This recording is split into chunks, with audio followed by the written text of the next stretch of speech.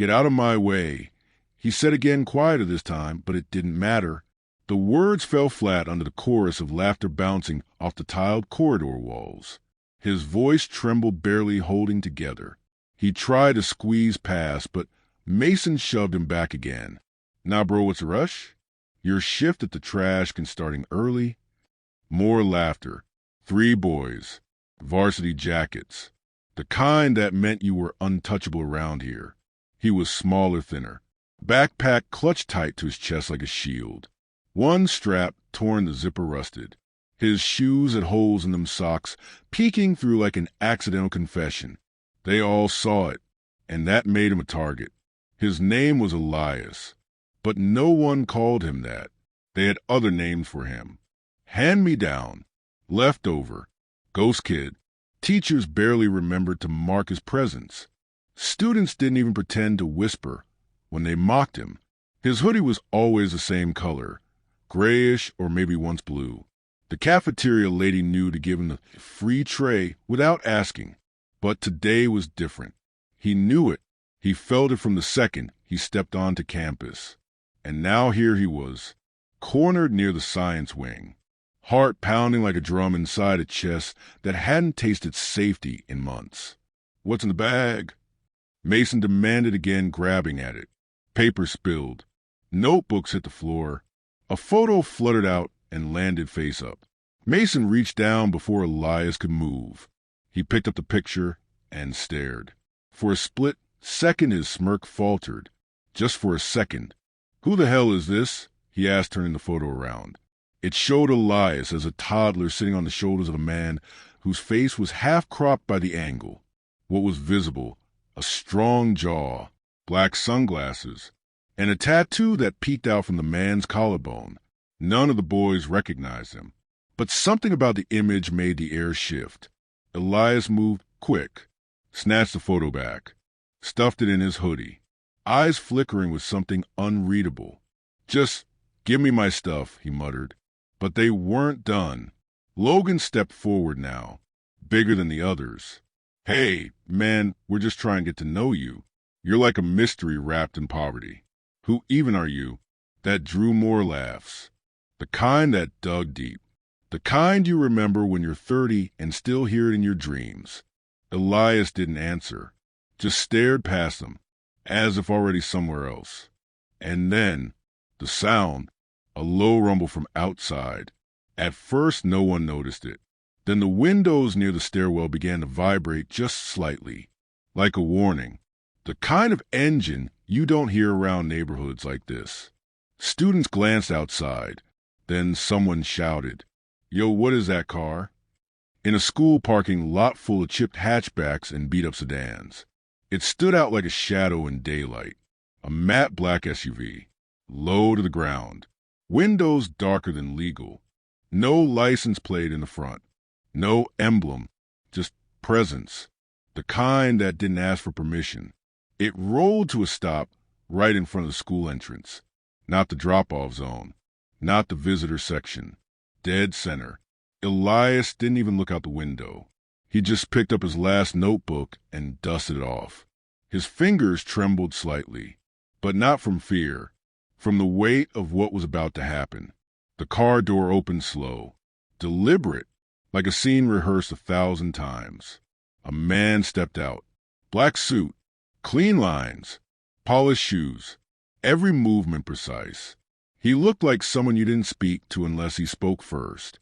And then he removed the sunglasses. The hallway gasped. Not all at once. More like a ripple. Mason leaned toward the window. Wait, is that? Elias stepped past him, without a word. Shoulders squared now, head high. He didn't flinch when Mason tried to block him. He just stared, not with anger, not with fear, just certainty. A slow chill ran through Mason's spine. For the first time in 2 years. He took a step back. The man outside looked up, locked eyes with Elias through the glass, and nodded once. That was it. No smile, no wave, just a nod that said everything. "Come on, son," the man called out, voice steady, calm. lethal in its power, and the entire corridor fell silent. No one moved. No one breathed. Elias opened the front doors and walked out. Students stared through the glass like they were watching a scene from a movie.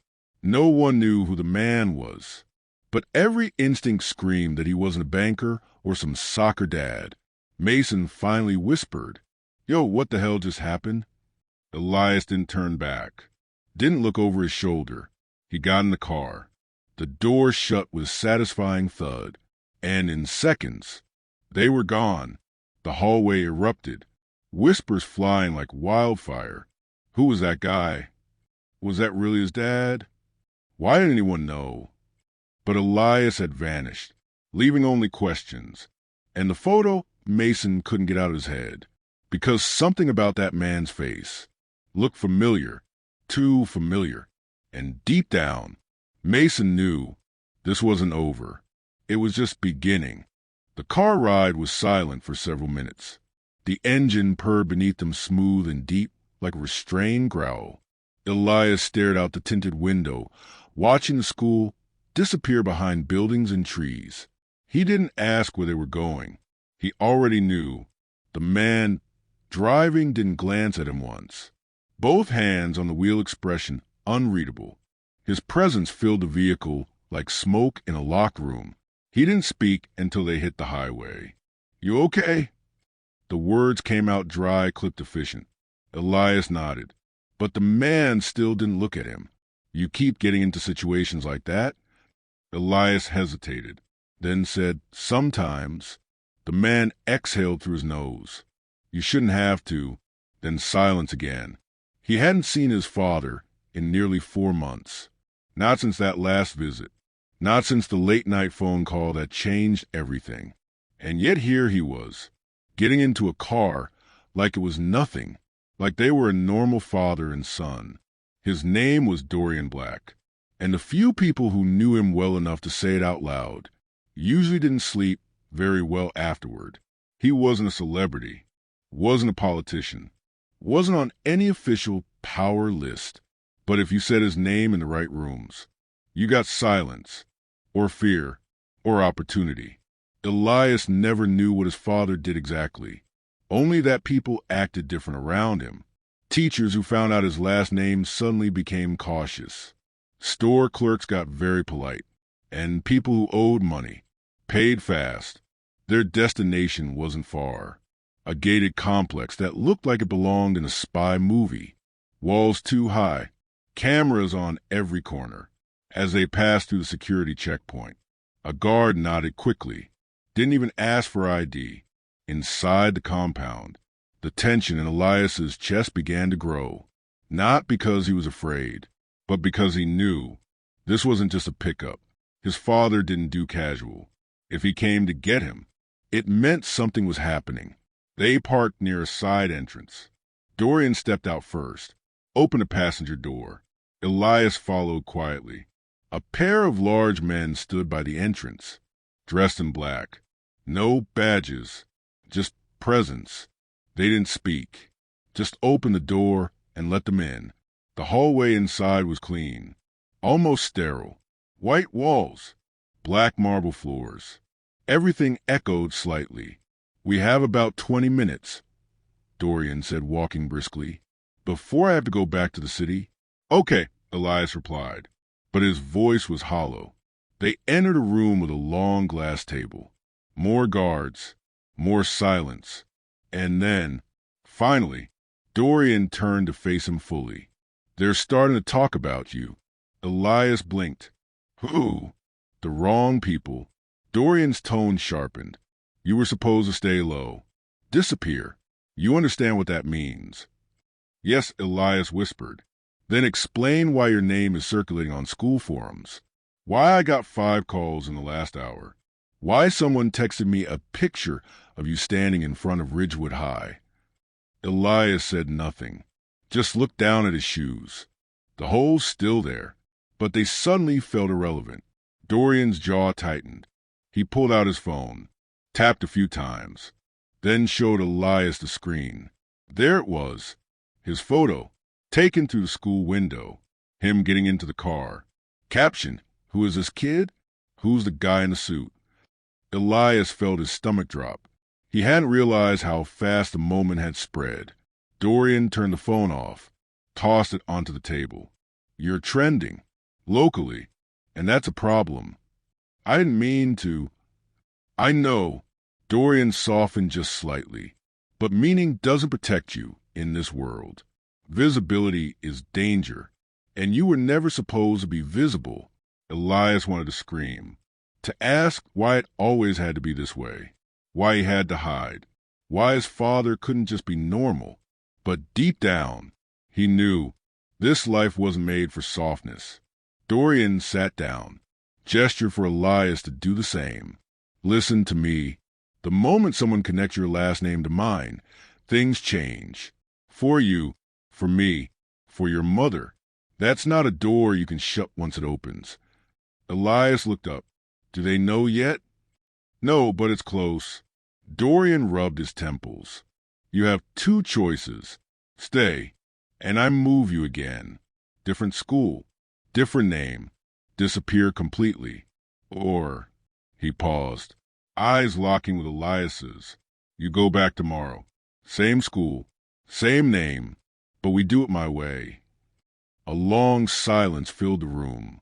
Only the distant hum of air vents, and Elias's pulse ticking like a clock. "What's your way?" Elias finally asked. Dorian leaned forward, and the way he said it sent a chill down Elias's spine. "You stop pretending to be small." He didn't sleep that night. Not really. Just laid in bed staring at the cracked ceiling of the apartment, the hum of the fridge in the next room, the occasional creak of pipes in the walls. Outside, someone shouted across the street. A dog barked, but inside the silence felt like pressure. His mother had already left for her night shift. A note on the counter. "Left leftovers in the fridge. Be safe. Love you." She didn't ask where he'd gone that day. She never did. Not because she didn't care, but because she trusted him. And maybe because she was too tired to fight shadows anymore. But tonight, those shadows felt like they had faces, and names, and influence. He got up around 3 a.m., poured a glass of water, then stood in the kitchen barefoot, staring out the window. The words his father said echoed over and over. "You stop pretending to be small." It sounded like a threat, but also like permission, like something he'd never been allowed to consider before.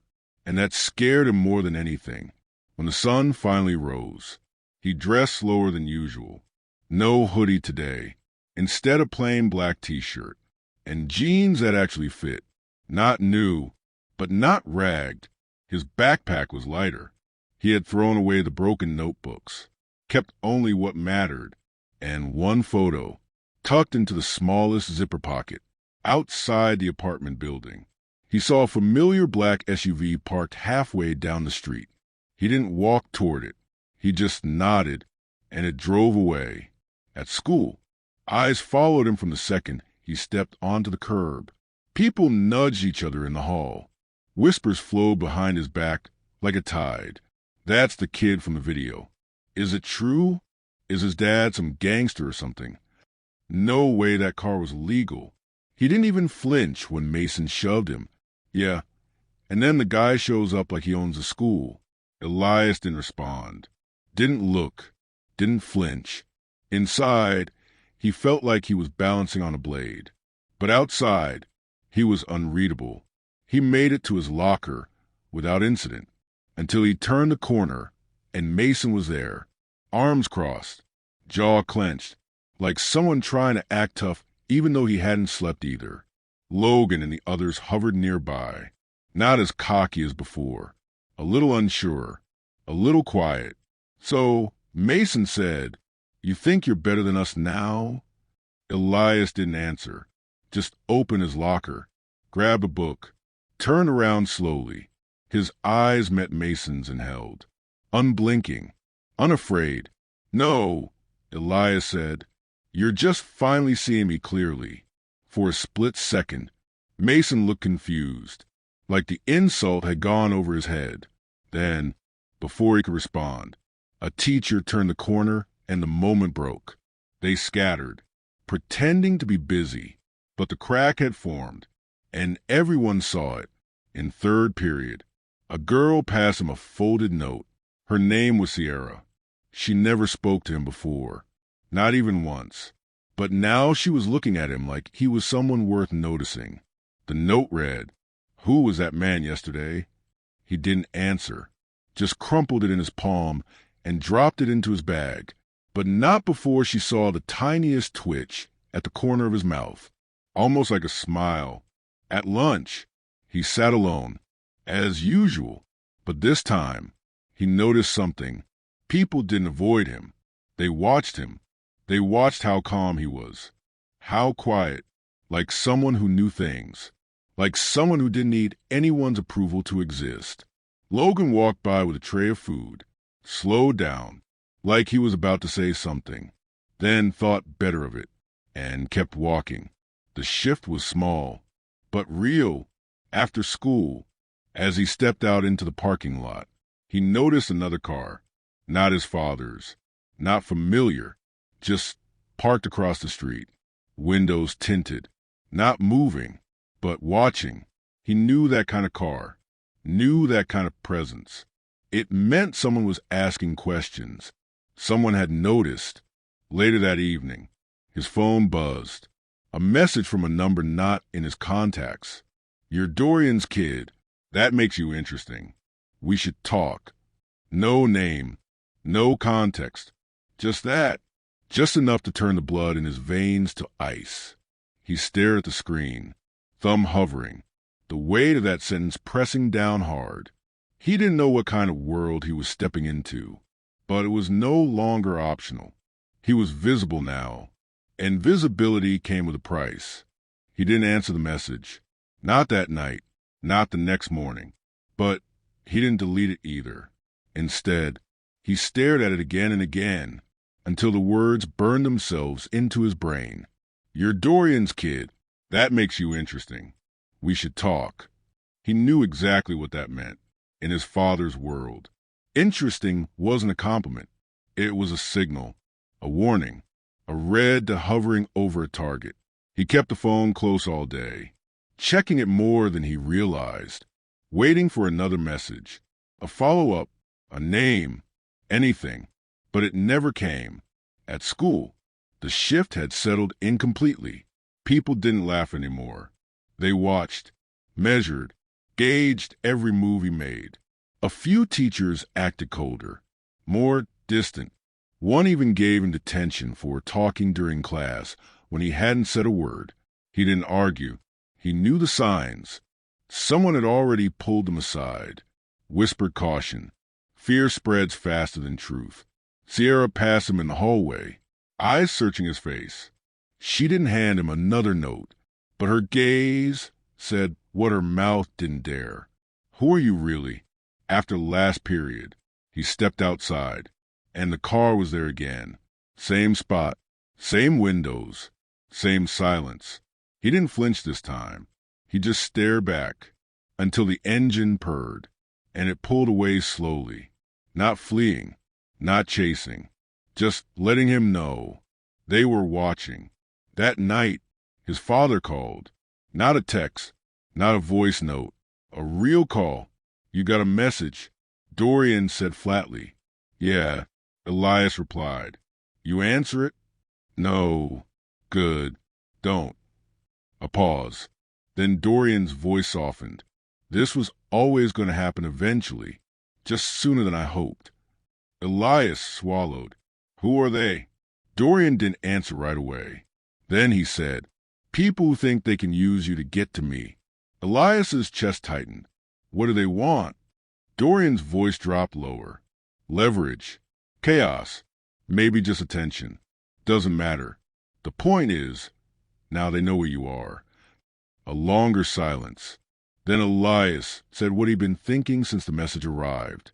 "Should I disappear again?" Dorian exhaled. I could pull you out tonight. Have you in another city by morning. New name, new files, clean slate." But Elias didn't respond, because something had changed. He was tired of running, tired of hiding, tired of folding in on himself to make the world comfortable. Dorian must have sensed it, because his next words came slow, measured. If you stay, you have to play it right. No more outbursts, no more attention. And if something comes to you, I handle it quietly. Elias finished. Yeah, Dorian said. You handle it like a black. He hung up without saying goodbye, and Elias sat in the dark, phone still in his hand, heart thudding. He didn't know what like a black truly meant, but he was starting to learn. The next morning, he got up earlier than usual, dressed in silence, ate nothing, but checked every window before leaving the apartment. The car wasn't there. At school, Mason didn't even look at him. Logan muttered something under his breath near the lockers, but no one laughed. The balance had shifted, but not in the way he thought it would. Now it felt like everyone was holding their breath, waiting to see what would happen next, like they knew something was coming. They just didn't know what. In the middle of third period, his phone buzzed again. This time no message, just a photo. Him, taken that morning, walking alone, near the crosswalk outside school. The angle suggested distance, but not much. Whoever took it was close enough to follow. Beneath it, a single emoji. His hands went cold. He stared at the image for several seconds, then turned off the screen, slipped the phone back into his pocket. He didn't tell anyone, not a teacher, not a friend, not even his father. Instead, he walked to the cafeteria, grabbed his usual tray, and sat down at the same table as always. But this time, his back was to the wall, his eyes on the door. The cafeteria buzzed around him, but he barely heard it. Every laugh, every clatter of a tray, every cough, blurred into background noise. His eyes were fixed on the door. He wasn't expecting anyone in particular, but he knew if someone came, it wouldn't be loud. It'd be subtle, quiet, like a hand slipping into a pocket where it didn't belong. His phone buzzed again. This time, just a time stamp, 4:15 p.m., and an address. A location he didn't recognize. Somewhere near the edge of town. He memorized it, then deleted the message, like it was instinct. And maybe it was. At the end of the day, he didn't go home. He didn't text his father, didn't ask permission, didn't even tell Sierra when she approached him in the hall, asking if he was okay. He just said, yeah, and walked away. Outside, he took the bus, 2 transfers, walked 5 blocks, and found the address. It was a diner, run down, neon sign flickering like a dying heartbeat, but still open.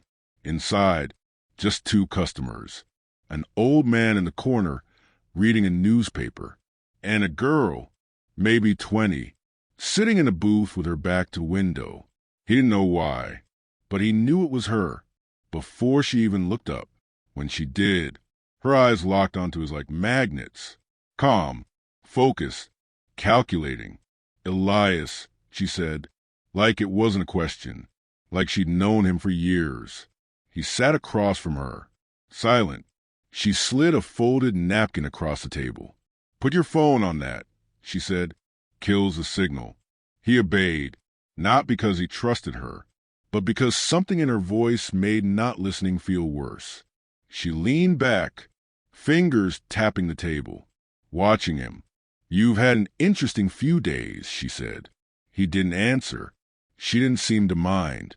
Your father ever tell you what he used to be? Elias shook his head slowly. Didn't think so, she smirked. He's a myth in some circles, a warning in others. People say he built an empire without leaving fingerprints. Others say he burned everything down just to prove he could. Elias blinked. Why are you telling me this? Because they're gonna come for you, she said like a weather report. Cold, inevitable. Maybe not tomorrow, maybe not next week, but they will. Ooh. She tilted her head like she was sizing him up. There are people who don't like that your last name still carries weight. People who lost power when your dad walked away. People who've been waiting for a crack. You're the crack. Elias's chest tightened. So what am I supposed to do? She smiled. Not kindly, not cruelly, just knowingly. You stopped thinking like a civilian. He stared at her, the silence stretching, then finally asked, "Who are you?" "A favor he called in," she said. "He never calls in favors. So that means he either thinks you're in danger, or you're worth something more than he's letting on. Why would he hide that?" "Because that's what he does," she replied.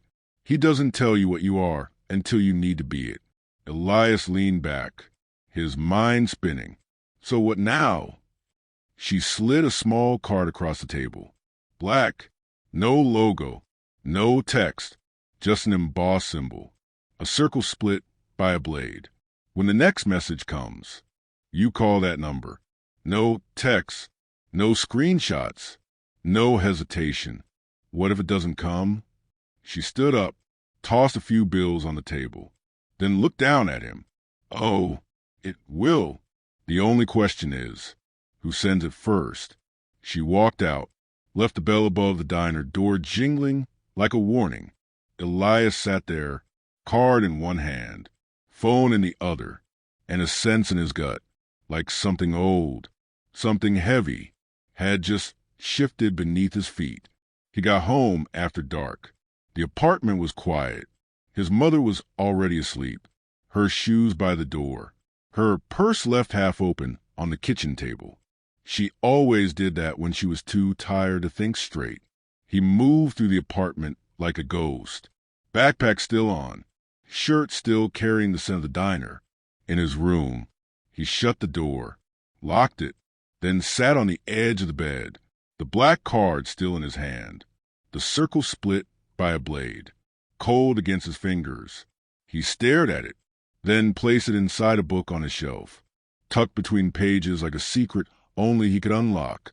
The next morning felt different, not louder, not more dangerous, just heavier, like gravity itself had deepened. He walked through the school gates and the stairs returned, but not the same kind as before. This time it was respect, or maybe fear. The two looked a lot alike around here. Even Mason didn't speak, just glanced his way, then back at his locker, as if trying to pretend the past week hadn't happened. In second period, his teacher called him to the hallway, not for punishment, just a chat. "You doing okay?" she asked, eyes darting like she didn't want to know the real answer. "You've been quiet." Elias shrugged. "I'm always quiet." "Right," she said, forced a smile, then dismissed him back to class. But the message was clear. They were watching him, not just the students, but the adults too. At lunch, Sierra finally sat across from him, her tray untouched, eye scanning his face for signs. Of what? She didn't know. "People are saying your dad's dangerous." Elias said nothing. She leaned in. "Are they right?" He looked at her, really looked, and for the first time, he didn't feel like he had a lie. "My dad is what people need him to be." "And you?" she asked. "What do you need to be?" Before he could answer, his phone buzzed. He froze, pulled it out slowly. No name, no number, just a link. He didn't open it. Not yet. Just stared at it until Sierra asked, "You okay?" He nodded. Yeah, but his voice betrayed him. After school, he walked straight past the bus stop, past the corner store, all the way home on foot, thinking, replaying every word from the diner, from his father, from the message. He waited until he was alone in his room, curtains drawn, door locked, then clicked a link. A video loaded, grainy security footage. No sound, but clear enough. It showed him, sitting in the diner, talking to the girl. Then the camera angle changed. Outside, across the street, a different feed, a man with a phone, recording them, watching, zooming in. The video ended with a still frame, a close-up of the man's face. Elias didn't recognize him, but his gut told him. This man wasn't random. This wasn't curiosity. This was surveillance. Beneath the video, a single line of text appeared. You're already in play. You just don't know the rules yet. His blood ran cold, not because of the threat, but because of the truth in it. He pulled the black card from the book, ran his thumb across the blade symbol, then reached for his phone. It was time to find out what he'd really been born into. He didn't call right away.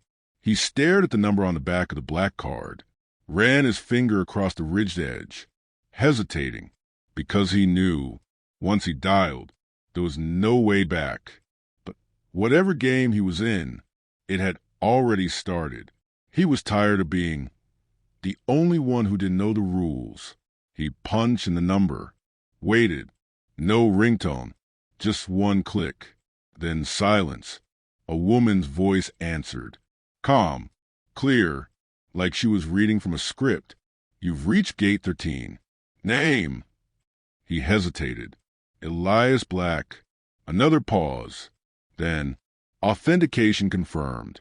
What's your intent? His throat was dry. To understand. Understand what? Everything.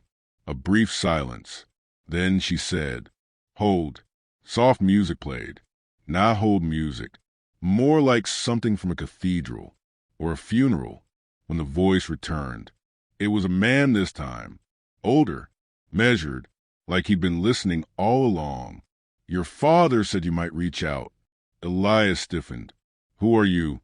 Someone who owed him and now owes you. What do you mean I'm in play? The man chuckled softly, not mockingly, but almost with regret. There's a list. People like your father sit at the top, but there's another list beneath that. Sons, daughters, bloodlines. When one disappears, others move in. When one reappears, the balance shifts. Elias tried to keep his voice steady. And I reappeared? You didn't just reappear, the man said. You showed your face. In public, on camera, at a school surrounded by watchers. Your presence is now actionable. So what happens next? Elias asked. You learn to protect yourself, or you vanish. Your choice. And if I stay, then you need to meet us. The call ended without another word. No time, no place, no instructions. But an hour later, his phone vibrated again. Coordinates. He didn't hesitate. He packed a bag, left a note for his mother, said he was staying with a friend. He wasn't sure if that was a lie. The address was a train yard, abandoned, or so it looked. Fences wrapped in rusted barbed wire, graffiti on the cargo cars, a place where people disappeared without questions. He climbed through a gap in the chain link, walked along the tracks, until he found an open container. Inside, darkness, dust, the scent of metal and oil. Then, a flicker of light, a tablet screen mounted to the wall. It turned on as he stepped closer. A video began to play. His father's face. Not live, recorded.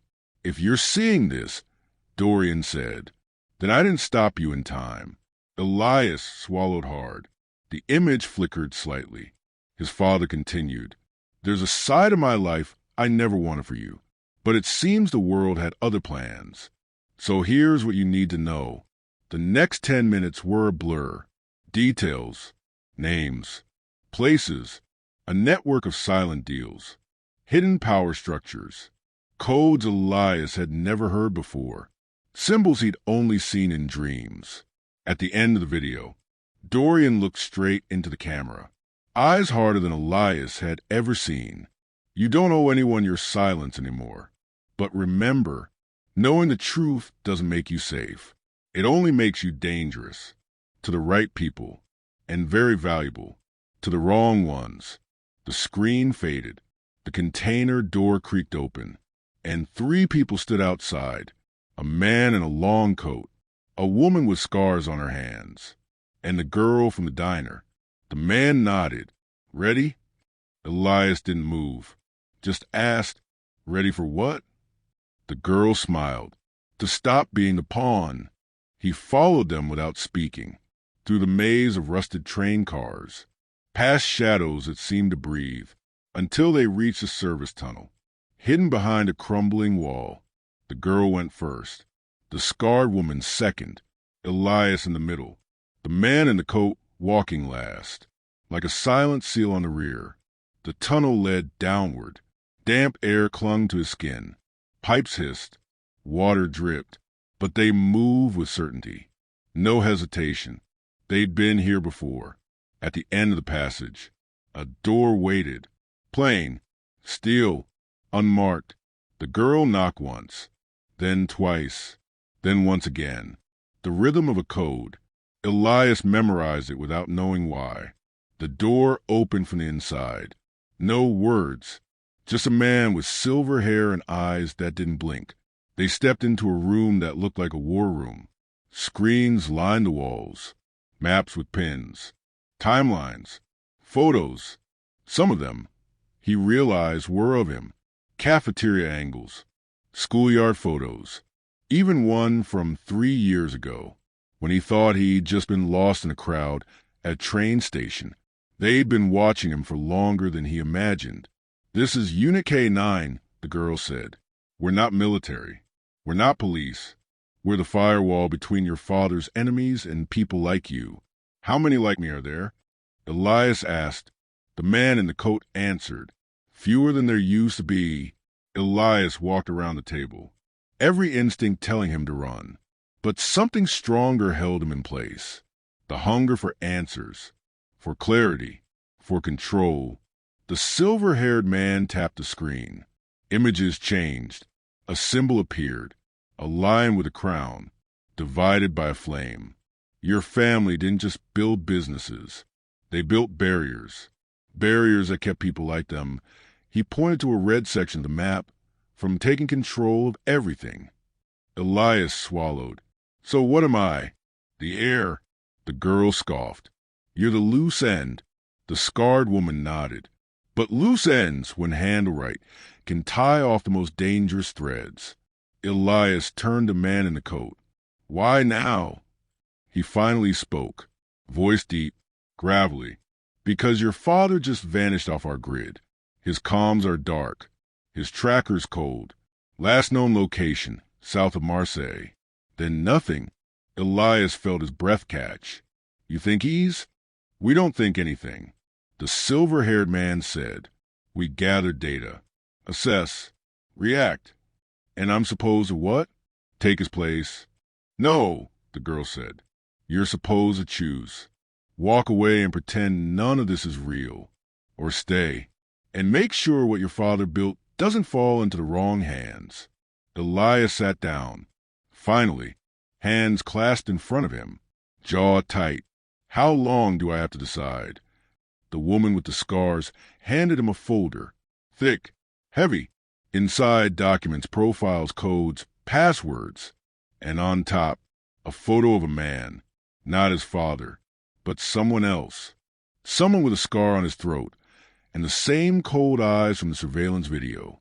"Not long," she said, "because he already knows who you are, and he's coming."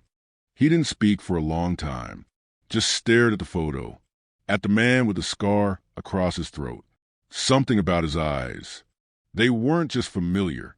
They were haunting, like mirrors into a memory Elias didn't know he had. "Who is he?" His voice came out low, but steady. "They call him Virek," the silver-haired man replied. "He used to be part of the original structure, worked under your father, until something shifted. He wanted more." "What did he do?" The girl spoke. "He broke the code. He turned clients into targets, sold secrets, forced loyalty with fear. He took everything Dorian Black spent decades building and twisted it." Elias exhaled, slow, controlled, but inside, a storm was rising. "So now he wants me?" The man in the coat finally nodded. "No, he wants the key. And, unfortunately, you are the key."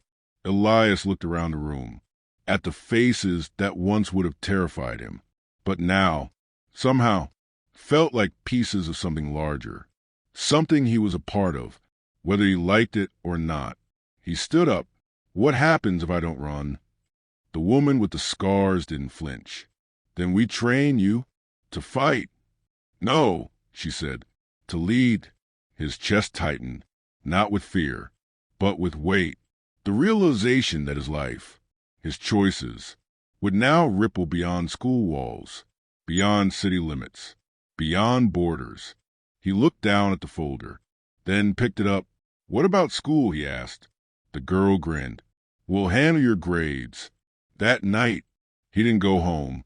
He stayed in a safe house tucked between alleys no one dared enter. And for the first time, he held a weapon, not a gun, but information, profiles, codes, strategic patterns, threat matrices. His mind absorbed everything. And the strange part, he was good at it, almost too good, like something dormant had finally been unlocked. Days passed, then a week, during which he trained, studied, listened, and when the name Virek came up again, he didn't flinch until one night, at 2:43 a.m., his phone lit up, an incoming call, no number. He answered, and the voice on the other side chilled him. You look just like him, Virek said, but I wonder, do you bleed like him too? Elias said nothing.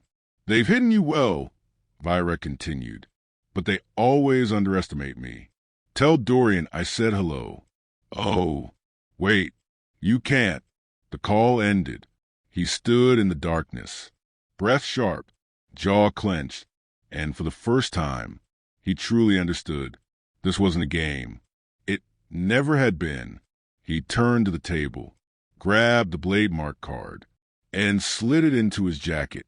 Then he picked up the earpiece. Unit K9, he said, patch me in. I want full visibility on Marseille, and a trace on that signal. Already done. The silver-haired man replied, what's your move? Elias stared out the cracked window, at a city that no longer felt like home, but now felt like a chessboard. You said I was a loose end, he said. You were wrong. He turned, his eyes cold, focused, familiar. I'm the beginning of a new play.